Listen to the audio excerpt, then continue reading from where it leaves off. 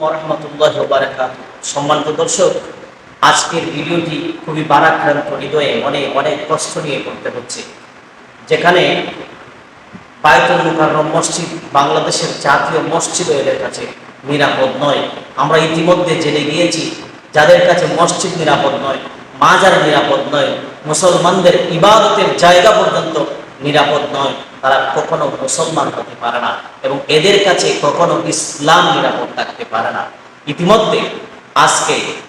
ইতিমধ্যে আপনারা যে ভিডিওটি স্ক্রিনে দেখতে পাচ্ছেন, এই ভিডিওটি সাধারণ কোনো জায়গা নয়, সেটা কোনো হিন্দুদের মন্দিরের হামলা নয়, সেটা আমাদের মুসলমানদের ইবাদতখানা, যেটা বাংলাদেশের জাতীয় মসজিদ বায়তুল মুকাররম মসজিদের ভিতরে অপ্রীতিকর ঘটনা এবং হামলা, ভাঙচুর এবং দুর্বৃত্তরা সেখানে আক্রমণ শুরু করেছে।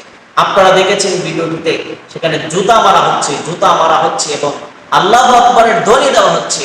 আমি তো এদেরকে মুসলমানই মনে করি না, যারা আল্লাহু আকবারের ধ্বনি দিচ্ছে আবার বায়তুল মুকাররম মসজিদে কোরআনের উপরে জুতা মারতেছে, বায়তুল মুকাররম মসজিদের মিম্বরের উপর তারা জুতা দিয়ে আঘাত করতেছে। সম্মানিত দর্শক, ইতিমধ্যে আমরা জেনেছি সাবেক যে খতিব রুহুল আমিন তার ভংরা সেখানে গিয়ে নাকি হামলা করেছে।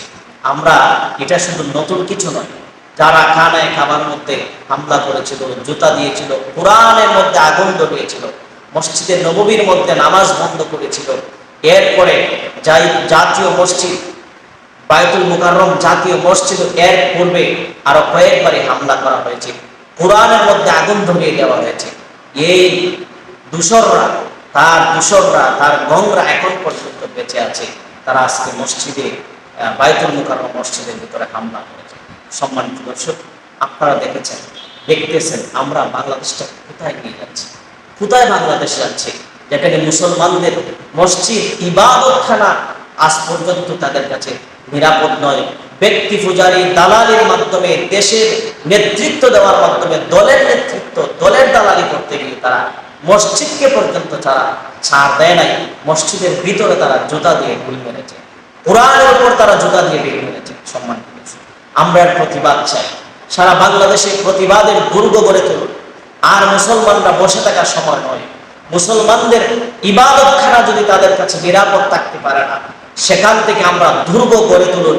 এই মুসলমানদেরকে বাংলাদেশ থেকে বিতাড়িত করুন। এরা বাংলাদেশে যতদিন পর্যন্ত থাকবে, বাংলাদেশে দুর্বৃত্তরা বাড়তেই থাকবে, এজিদের দূষররা বাড়তেই থাকবে।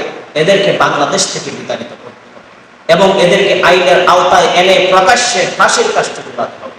কারণ এর দূষররা এদেরকে যদি আর কারণ এদেরকে যদি আর মাথা উঁচু করে এদেশে চলার সুযোগ করে দেওয়া হয়, তাহলে বাংলাদেশ কখনো শান্তিতে থাকতে পারবে না। বাংলাদেশের ইসলাম, বাংলাদেশের মুসলমান কখনো নিরাপদ থাকবে না। আসুন আমরা এদের বিরুদ্ধে আইনানুগ ব্যবস্থা নেই। যদি আইনি ব্যবস্থা না নেওয়া হয়, বাংলার প্রতিটি ঘরে ঘরে দুর্গ তোলা হবে, প্রতিটি জায়গায় দুর্গ করা হবে এবং এদেরকে প্রতিরোধ করতে হবে এবং এদেরকে আমরা প্রকাশ্যে এনে তাদেরকে ফাঁসির কাস্টে ঝুলাবো। ইনশাআল্লাহ আমরা প্রতিটা মুসলমানের কাছে আমার আবদার, এই ভিডিওটি শেয়ার করুন এবং প্রতিটা মুসলমানের কাছে আমার অনুরোধ, এদের বিরুদ্ধে রুখে দাঁড়ান। এদেরকে আর বাংলাদেশে হামলা মামলা এবং বাংলাদেশের মসজিদের মতো জায়গাগুলোতে আক্রমণ করা থেকে বিরত রাখতে হবে। আল্লাহ পাক যেন আমাদেরকে সঠিক বুঝদান করেন। আসসালামু আলাইকুম ওয়া রাহমাতুল্লাহ।